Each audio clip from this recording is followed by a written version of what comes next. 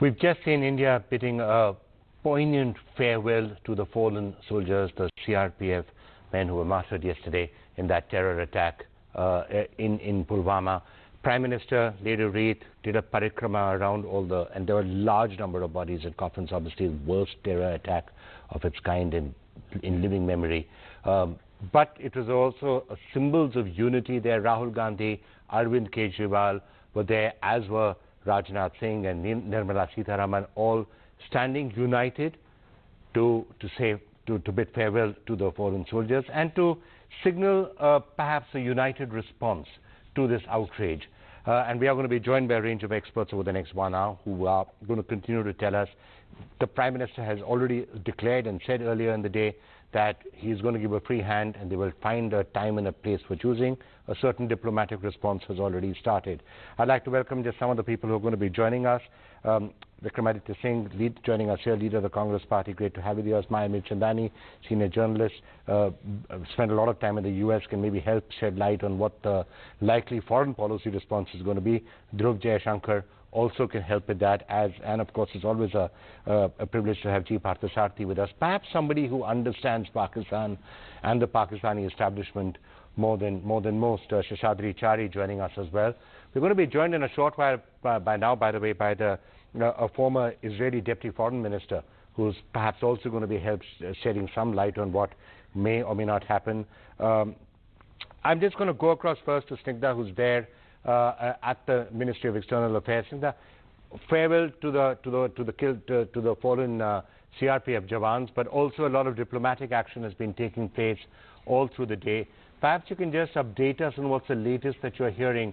What has been the response that the government's diplomatic outreach, what sort of response has that received?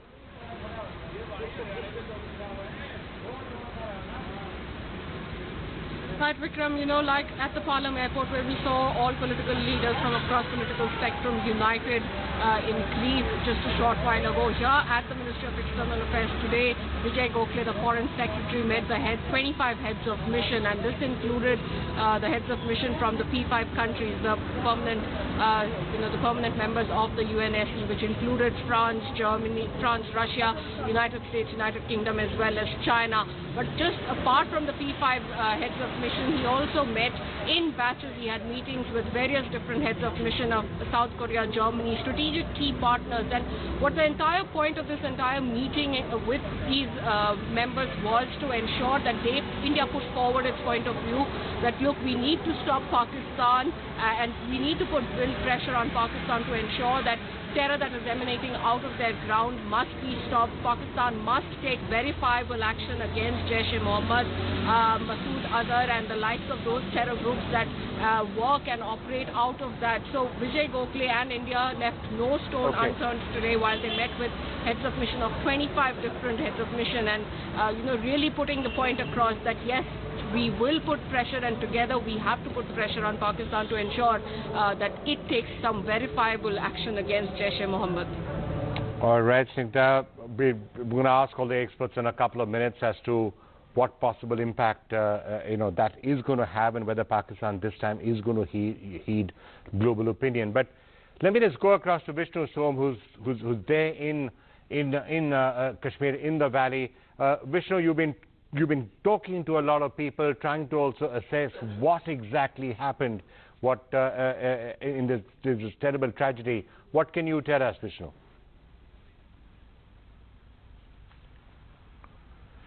Well, Vikram, we've got some fresh details which have come in. I've spoken to some of the lead investigators from the CRPF who've repeatedly been going to the blast site and who have been conducting their own investigations. And the details I have are as follows. The suicide vehicle was not an SUV. In fact, it was a sedan. It was a mid-sized sedan. This vehicle was trying to pass the bus on the left-hand side, and the explosives on board were detonated before the actual impact with the bus took place. The explosives themselves were not 250 kilograms of explosives or 300. We've heard all sorts of numbers. There were approximately 60 kilograms of shaped explosives, which were positioned in a manner that they would detonate to the right of the vehicle. Remember, this sedan was trying to overtake the bus from the left, and the explosives were kept in a manner in which the maximum impact would be on the right. The blast itself was immense. It was huge. The farthest body of one of the CRPF Jawans was 80 meters away from the debris of the bus. I use the word debris loosely. There was the mangled remains of the bus. There was virtually nothing left after the explosion went off. Top CRPF officials telling us that the blast radius itself was 150 meters. In other words, there was damage to other vehicles 150 meters away from the blast site itself.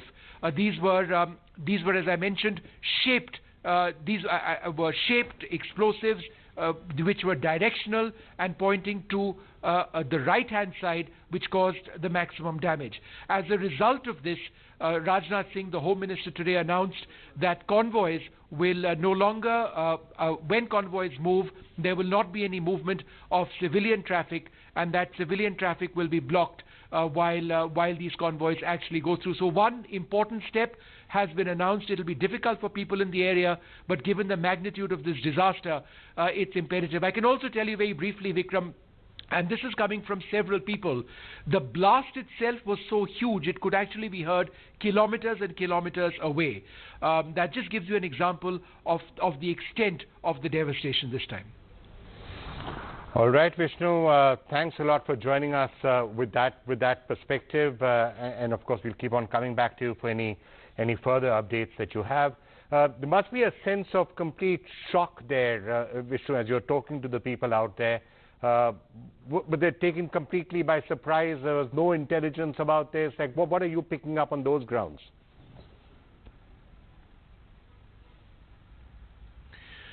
I think there's a sense of almost amazement in the police, in the CRPF. I've interacted today with these two forces, not so much with the army.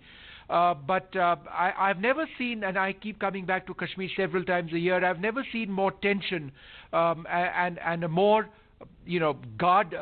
a bigger effort at sort of guarding every few hundred meters. Every turn, there are roadblocks, there are security personnel, security forces personnel. You're looked at with suspicion every few meters by security forces. Everything is always on high alert in Jammu and Kashmir, in the greater Srinagar area, but this time around it's different, and people are aghast at what has happened, and there are no simple, straightforward explanations on how this suicide bomber actually managed to get to that area.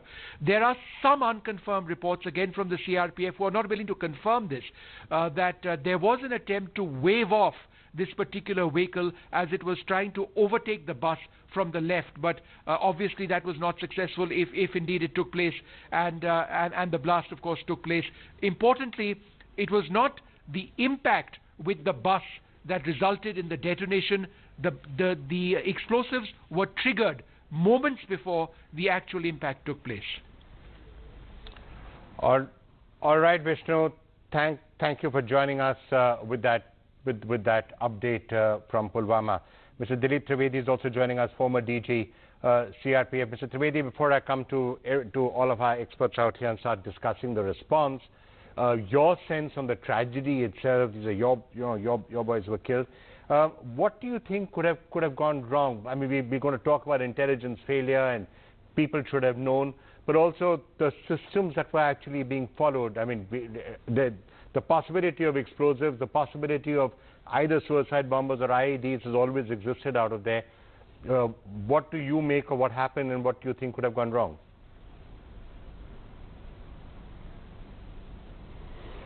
Well, to begin with, you see, so far the attacks on the convoys have mostly been IEDs on the ground or grenades being hurled at them or firing taking place. So for that, the road opening parties were there. We meant to open up the roads and make sure the roads are sanitized when the convoys move. So it was what was in place. What was in place was a scheme of things as per the existing threat perception. Now this new dimension is added of a car coming in and detonating next to a bus. So possibly, definitely there is some kind of intelligence failure that this kind of activity must have taken effort and time, and lot of people must have been involved, but that chatter was somehow not picked up at all and not passed on that this could be a new threat. And because this threat was not obvious till now, so there was no adequate arrangements made for this kind of a thing. Although very early stages of militancy, there was a system of putting roadblocks and making sure no other vehicles moved when convoys moved. I was just about to say that, sir. I mean, it's not. Normalcy is returning. If you're having road opening parties worrying about IEDs on the side of the road, which is a threat that has consisted, the possibility that there could be a civilian vehicle from where an attack could come is not, as you were saying, till a few years ago, it was something that was actively considered as a possibility.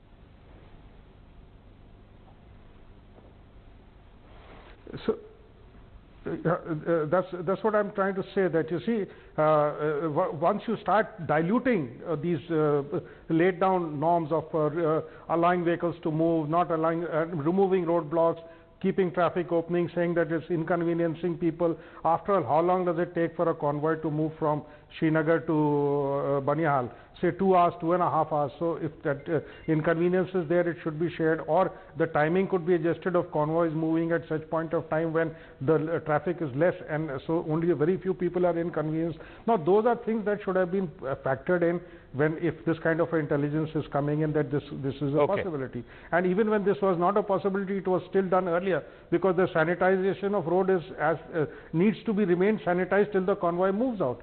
So I think this is where we have gone wrong. All right, Mr. Trivedi, just come back to you in a short while. Just want to turn now again to that one question which I think India is asking: what's going to be the response? Let's just hear from what it is that the government and the Prime Minister himself said earlier in the day about their pledge almost to the nation that there will be a response. हमारे वीर जवानों ने देश की रक्षा में अपने प्राणों की आहुति दी है। उनका बलिदान व्यर्थ नहीं जाएगा। लोगों का खून खौल रहा है, ये मैं भली भांति समझ पा रहा। मैं आतंकी संगठनों को और उनके सरपरस्तों को कहना चाहता हूं कि वे बहुत बड़ी गलती कर चुके हैं। इस हमले के पीछे जो भी गुनहगार हैं, उन्हें उनके किए की सजा अवश्य मिलेगी। हमारे पड़ोसी देश को ये भी लगता है वो ऐसी तबाही मचाकर भारत को बदहाल कर सकता है। 130 करोड़ हिंदुस्तानी ऐसी हर साजिश, ऐसे हर हमले का मुंह तोड़ जवाब देगा। सुरक्षा बलों को लिए आगे की कार्रवाई तय करने के लिए समय क्या हो, स्थान क्या हो, स्वरूप क्या हो, वो सारे फैसले करने के लिए इजाजत दे दी गई है। So clear indications coming from the Prime Minister on the nature of a response. Let me now turn to all of you and get your sense. Military response, political response, diplomatic response, what are the various options that are there? Vikramaditya, if I could just turn to you. What are you making of all that has happened today? And are you also, we were just noticing over the last few hours that there seems to be a certain attempt at least at political unity, all party meeting being there. We were just hearing Mr. Karan Singh talking about the fact that, you know, the Congress is entirely behind the government in whatever it chooses to do. And we saw that sign of unity even at that very moving ceremony with both the Prime Minister and Rahul Gandhi and Nirmala Sitharaman, Rajnath Singh, Arvind Kejriwal all there. Your sense of where we're headed? To start with, Vikram, let me offer my deepest condolences and prayers to the families of the martyred soldiers. I think it's been a tragedy of humongous proportions, one that was not expected, and the scale of which has been absolutely huge. The devastation has been huge.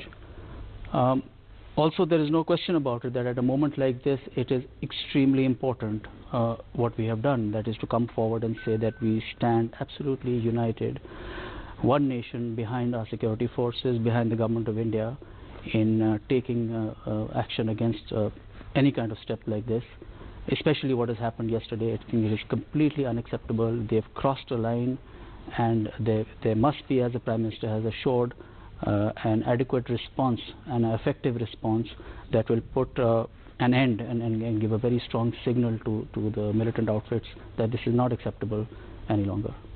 Well, General Deepak Kapoor with us now, former Chief of Army Staff. General Kapoor, we all heard the words stated by the Prime Minister. How would you interpret them?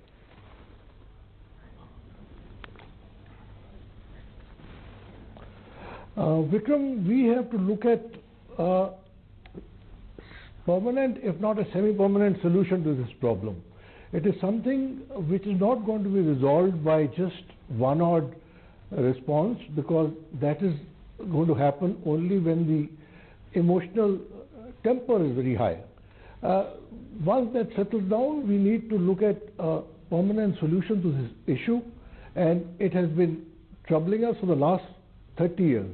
Thanks to the Pakistan military and deep state, from 89 onwards till 2019 now, we've been facing this problem. And when such a massive incident which has taken place yesterday, and my heartfelt condolences to the DG CRPF, Mr. Bhatnagar, and the families of the martyrs, that they were subjected to this very dastardly attack. I think we need to take a little stronger measures which should lead to some kind of a permanent solution to this issue, and not...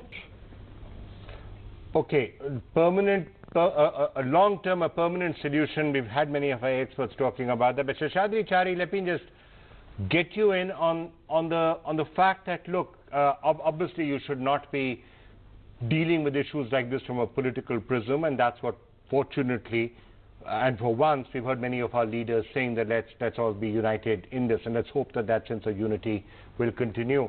But it is worth noting that we are heading into an election. We're heading into an election in the, in just maybe 20, 25 days. Announcements could start coming. Is that going to put a certain pressure on the entire situation? Is that going to lead to a certain political imperative behind whatever happens? Is that also going to add to a lot more emotion, a lot more tension, a lot more, heated temperatures into what is already a volatile situation?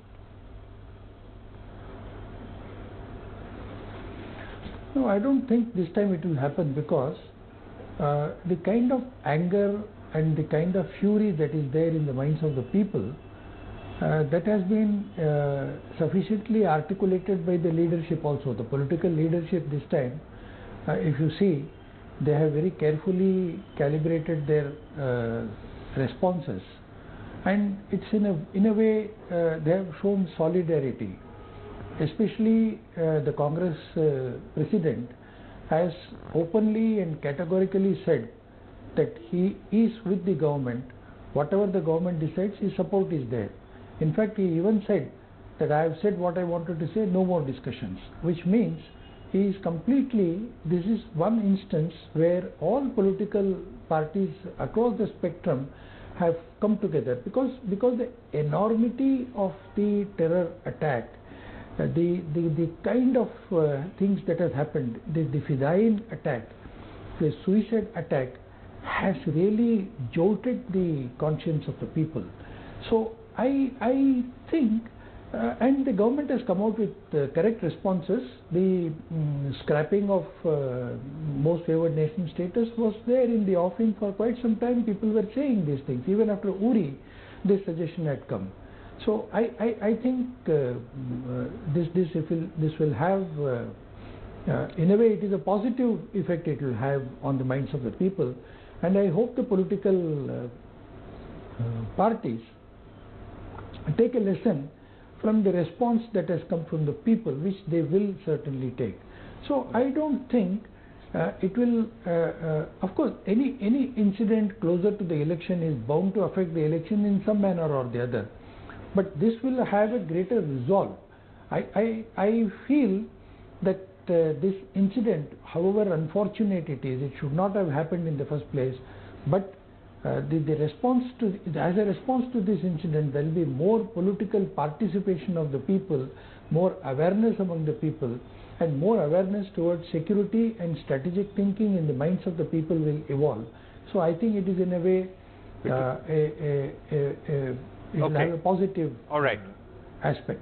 Because I think you, Mr. Seshadri, are among the more sober politicians. The spirit of unity that we are hearing, the symbolism that we are seeing right now.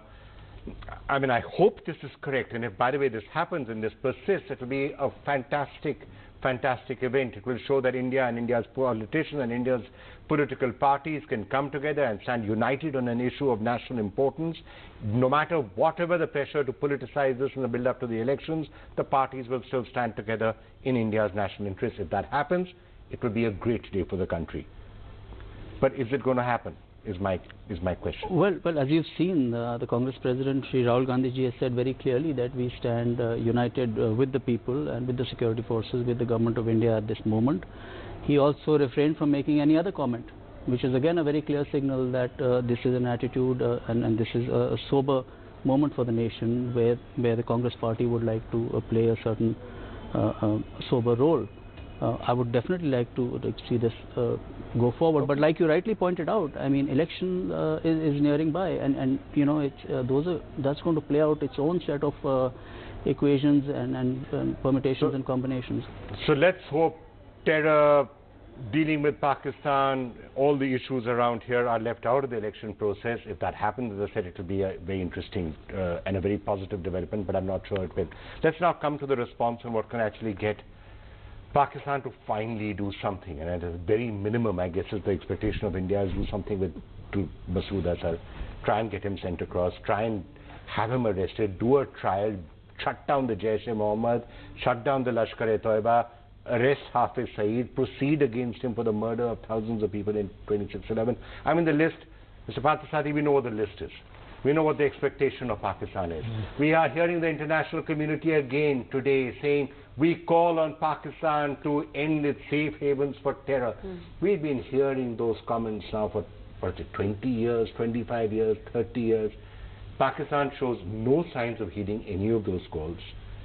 So why do we feel that this time it could be different? Or do we feel that it's going to be different? Well, I'm a realist. I think what I would say is there'd be a certain cooling off for the present. But I don't see this worrying them too much. The Chinese will veto anything with regard to Jaish-e-Mohammed.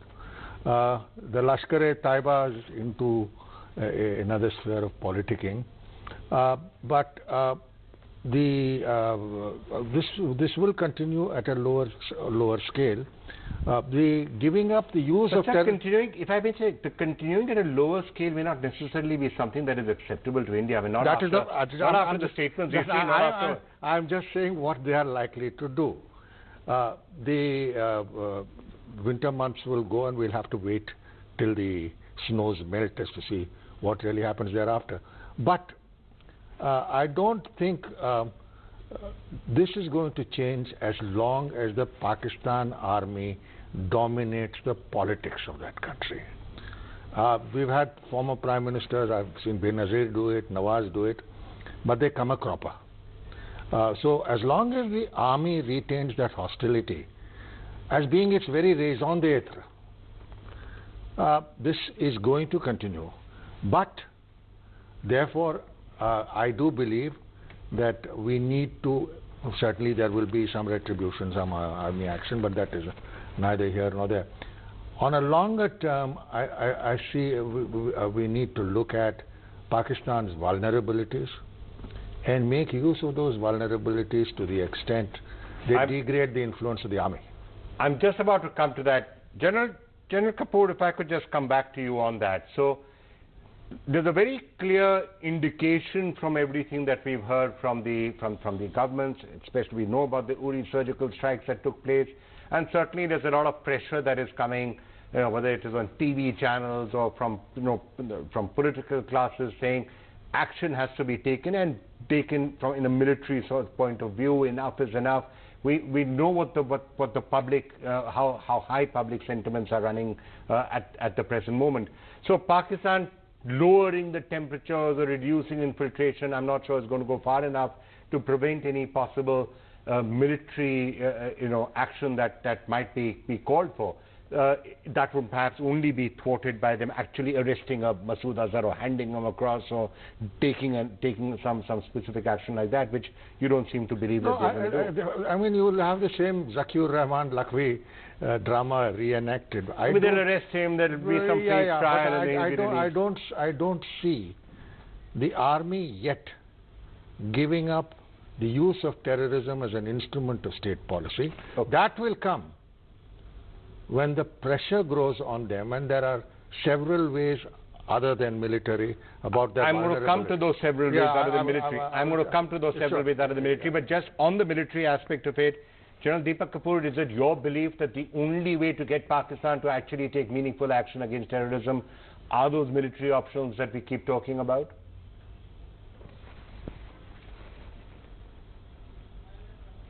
Vikram, let me first clarify that the number of casualties, both of service personnel, military as well as civilians, in the last 30 years has been much more than what we suffered even in the 71 war or the earlier wars before that in 48 or 65. So this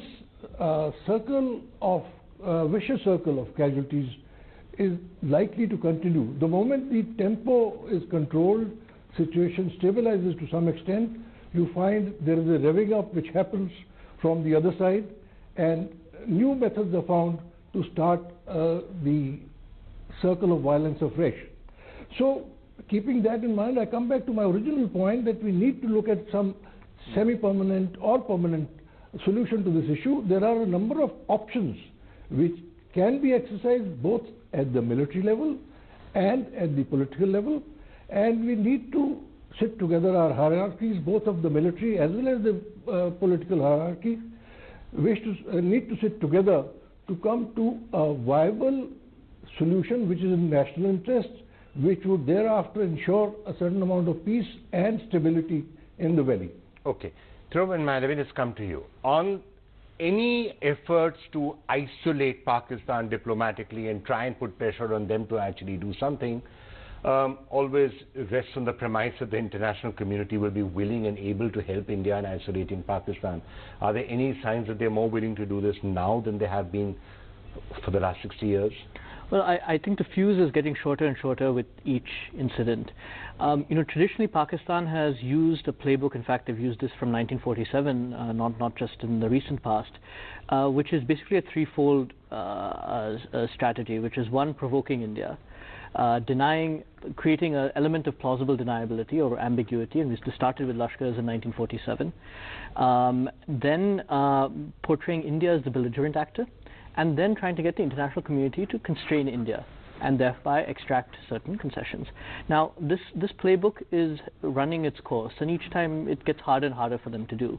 And in this particular instance, I think it's going to be even harder to do for a few reasons. One, unlike past incidents, Jaish-e-Mohammed actually owned up to it at the outset. So you didn't have that level of ambiguity. Jaish-e-Mohammed is also a group that clearly is operating in Pakistan. So again, less ambiguity there. It has international implications as well. It has brought China into the fray. It has brought, in some ways, Afghanistan into the fray as well. So this doesn't seem to accord with past incidents in this respect. And for this reason, I think we're already seeing greater pressure. I mean, the Trump administration has no interest in mediating between India and Pakistan. They clearly see terrorism, and we've seen some very strong statements come out, both from the White House and the State Department in the last 24 hours. Right. Maya, this time also, in a sense, the China issue. So yes, Pakistan can't wash its hands off what happened this time because Jaish has taken responsibility. Right. But in a sense, even Chinese responsibility. China has been the country that has been blocking the naming of Masood Azhar again and again and again. And even today, a day after what happened in Pulwama, in a complete disregard for Indian sentiments, they didn't even say, we will have to assess it. They just said, you know, no, we're not going to allow any action against Masood Azhar. Well, Vikram, I think China on any number of occasions has shown that it really doesn't care what India thinks as far as it comes to Pakistan or Jaish-e-Mohammed for that matter. I'm not surprised by China's statement, and I don't think most of us on this table really are surprised by China's statement. What's interesting is that, and I think what's necessary, are the statements from Washington, how they will play out, because as Dhruva said, they're extremely strong statements. We've had a whole day today where the Foreign Secretary and members of the ministry have met and spoken to personally 25 heads of mission across the P5 countries, South Asian countries, other friends and allies of India, in this attempt to sort of ensure that you know, the support is consistent and that India values this support at an international level. China is unlikely to change its position, and I think for that to happen, I really don't know what miracle needs to take place. I'll tell you what could make China change its policy. And Mr. Parthasarathy, that's exactly the sort of a thing you're saying. We need to think out of the box. How many years are we going to go on saying, oh, you know, let's put pressure on Pakistan? Maybe there's going to be military action in this case. Fine, we'll wait and watch for it. But think out of the box. So, for example, why isn't India leveraging the fact that at the end of the day, we are the fastest growing economy in the world? We are now a $2.5 or $2.6 trillion economy with the largest and the most powerful growing market in the world. What would make China change its policies? You say that, fine, if you do not assist us in lifting in having sanctions on Masood Azhar, we're going to have to really rethink trade. We're going to have to think about tariffs. Maybe that's not a ploy that will work. But you can certainly think about sanctions on Pakistan. Try and ask other countries that if you really believe in doing something about it, help us with economic sanctions on Pakistan. Firms that are operating in Pakistan will have to get special licenses to operate in India. I mean, you could come up with a lot of these ideas, I'm sure, if you really I go along with Maya that China, just remember one basic factor. Pakistan is the prime Chinese instrument for low-cost containment of India. Yeah. Period. They want to tie us up with Pakistan so that we don't do anything else. Don't forget, Pakistan's nuclear weapons, Pakistan's missiles, Pakistan's entire defense capability are gifts of China. Why did they do it? Not because they love the Pakistanis. A very clear purpose, low intensity, low cost containment. But I agree with you that a large number of countries are getting tired of Pakistan and their behavior, and that has to be leveraged. Particularly the United States. Tired of Pakistan and Pakistani behavior for decades. Yes, We've been having the basic point is, let me complete. What's the point? One, we have to leverage it, and secondly, I think Pakistan's economic situation, their total dependence, they're almost bankrupt. Right. Their prosperity is less than that of Bangladesh. But isn't that the reason why economic sanction or the threat of economic action is something that can bring them to their knees? Absolutely. No, I go a step further. The fact of the matter is that within our neighborhood, they're at loggerheads with two of their other neighbors. They are loggerheads with the Afghans, and more important, they have run into firefights with Iran over the last 2 weeks. Yeah. So we have to use that, because Afghanistan, Iran, India, you have leverage. So, Mr. Seshadri Chari, I'm just sort of, taking off from what he said. Yes, there's no point in going by the same old playbooks that we've tried for 20 years and nothing has worked. But if you take what Mr. Parthasarathy is saying, these are logical things to do. Here you've got a country which is virtually bankrupt, in economically a lot of trouble, with the vulnerabilities. India should really figure out how to hit them where it hurts and then show them there is a real price to doing this. And the price doesn't come from condemnation. It may come from military terms, but even short of military terms, there are other ways of having a really, really serious price. Tell firms that if you're investing in Pakistan, you will need a special license to operate in India. Tell them that. See what happens to investment in Pakistan. Have special licenses that are required. Say that countries which are trading with Pakistan will have to explain it. There are a lot of things you can do if you really want to. We are already dealing with China. India is already having trade relations with China, although it is a lopsided trade relationship with China. It's an asymmetrical relationship as far as trade and even military power is concerned. But that should not, we should not overlook the fact that we have certain leverages. You know, going by the trade war between US and China, for the last almost 4 months, China, after November in the Singapore meeting, China has been actually eager to sign the RCEP, Regional Comprehensive Economic Partnership Agreement, because China wants a new trade architecture which is Asia-based, where China, Japan, India will be the most important players. When we say China, Japan, India, China is going to take a lead role as far as the new RCEP is concerned. And I think we should give an indication to China that we are not interested in RCEP. We should slowly withdraw from all negotiations as far as RCEP is concerned, and we should allow the China-US trade war to fester so that China gets a lesson that, look, if you are not going to cooperate with India as far as terror issues are concerned vis-a-vis Pakistan, we are not interested in dealing with you, and we are not interested in being on your side as far as creating the new trade architecture is concerned. So the interesting point that arises from this, and let me throw that to you. That is the only leverage. We also have the Tibet leverage with China, and we also have trade leverages with China. So we should be able to take diplomatic advantage and economic advantage of all this situation, A. And B, there is a time when China also will realize, just like the US has realized, just like Saudi Arabia has realized, that Pakistan will increasingly become a liability for China and no longer remain a satellite or an asset for China. So first of all, can that stage that we will be able to isolate Pakistan even from Chinese influence. Okay, let me just come to both of you on this. So look, first of all, what we seem to be saying is that there are lots of weapons that India has to bring to have leverage with Pakistan, which is fine. And obviously it becomes much easier to do if China stops supporting them and backing them the way that China does. Does India have any leverage with China to get them to do it? That's a longer question. I mean, the short answer is yes. But I think we've overlooked the fact that India has already used quite a bit of economic leverage with Pakistan. What is most favored nation status? It is effectively... But MFN is really going to make it... It sounds like a technical term, but it's effectively sanctions. It is basically saying we're going to have discriminatory trade policies against you. So India is starting sanctions effectively. It's not couched in those terms, but that's what has happened. But I'm saying that you need to extend that, right? No, India doesn't have enough trade with Pakistan to affect them. Look at what's happened at the Financial Action Task Force, right? Yeah. So you've had, that's another example recently, and China finally was brought on board. Because India did a lot of lobbying in that venue. Another example, I'd be very curious to see what happens with Mohammed bin Salman when he visits India. He was supposed to come via Pakistan and India. Saudi Arabia has been another major supporter traditionally of Pakistan.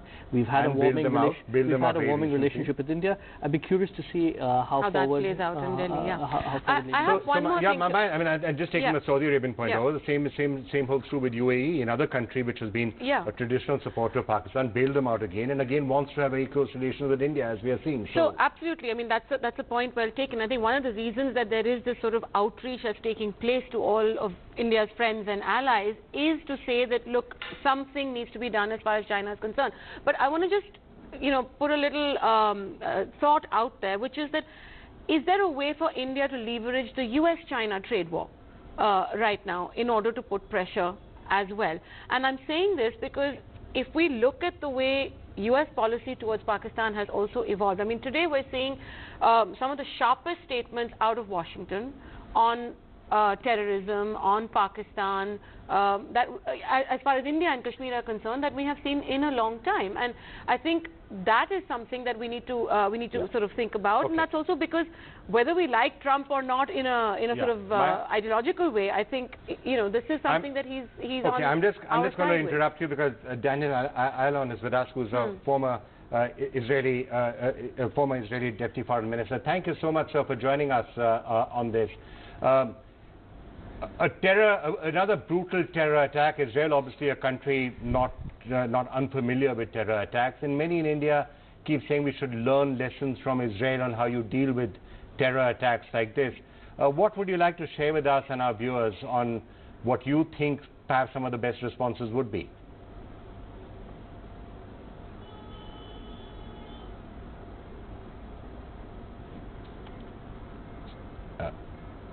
Mr. Ayalon, I wonder if you can hear me. I was just asking you, Israel has had such a long experience in dealing with terror. What would be your suggestions and your thoughts on how India should and perhaps can respond to this? We have been subjected to radical Islamic terrorism, for too long. And mostly it's perpetrated and instigated by Iran, whether it's with the Hezbollah terror, Hamas, Islamic Jihad. They sponsor it, they encourage it, they finance it. And they're doing it all over in Europe and not just here.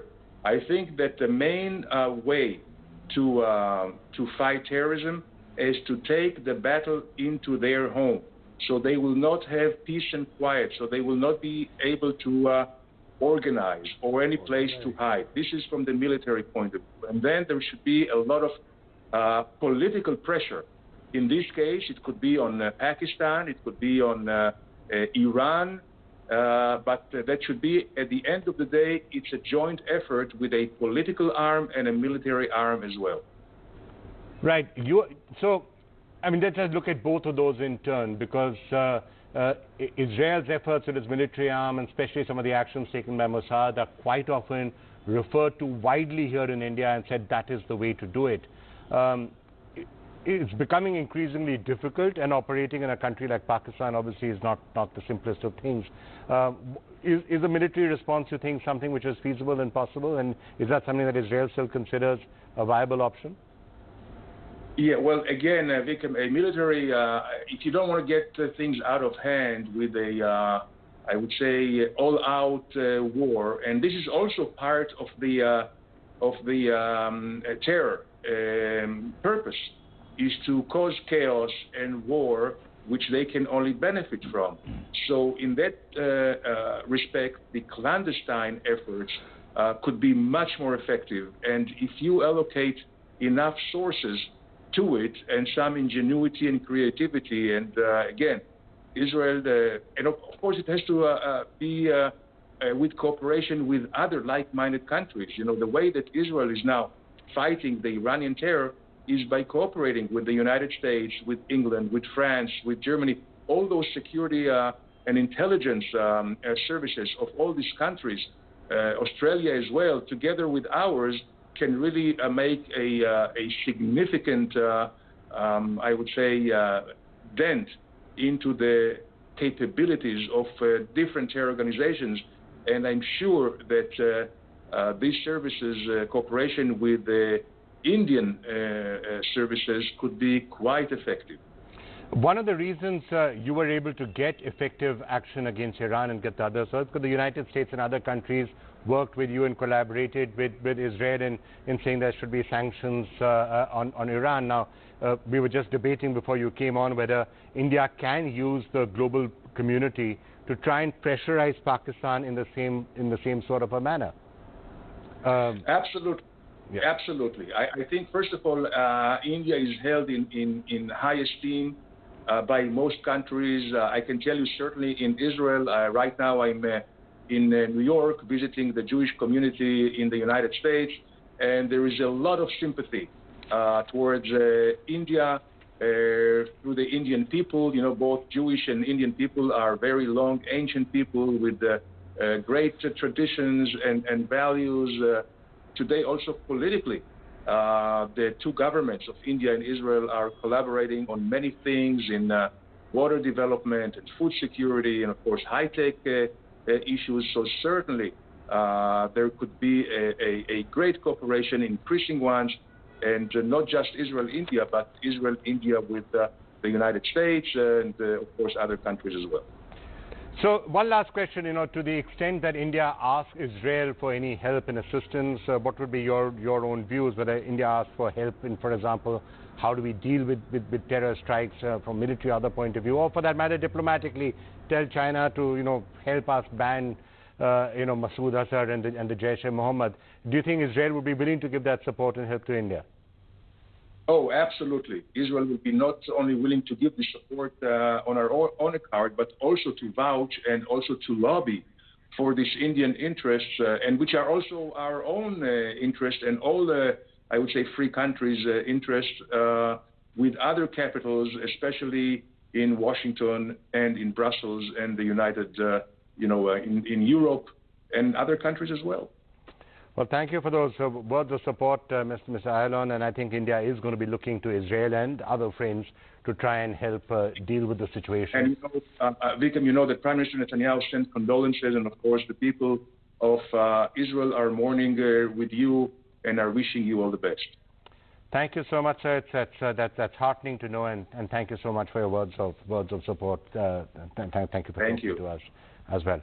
Vikram, I just have one little thing to say about this. I mean, Iran is clearly been a problem for Israel, and we've heard the Deputy Foreign Minister say that. But in the context of Pakistan, let's not forget that just a couple of days ago, on the Sistan-Balochistan border as well, there have been terrorist blasts, and Iran is not exactly sort of comfortable with the way the situation is well, going up. So, I mean, just so you know, where the Saudis said cowardly terror attack, I'd like to see whether they're going to put their money where their mouth is, and in this case, quite literally their money, because it's their money along with Chinese money that is propping Pakistan up. All right, maybe just time for a last quick suggestion from you, Mr. Parthasarathy. Anything else comes to your mind that when the all-party meeting is sitting tomorrow, is there something other sort of suggestion you'd like to give them? Let us have a very clear perspective.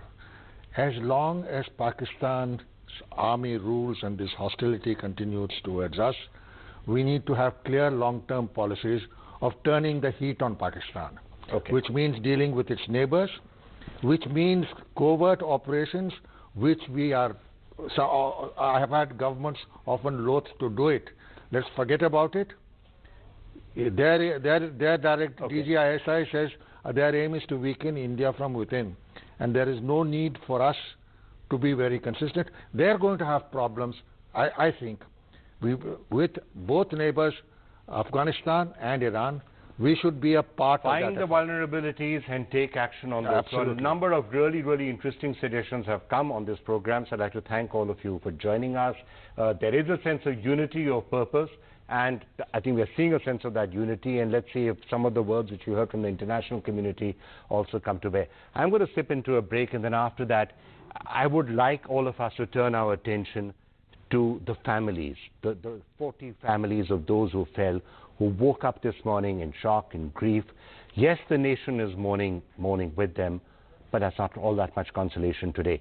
We'll turn our attention to those families when we come back.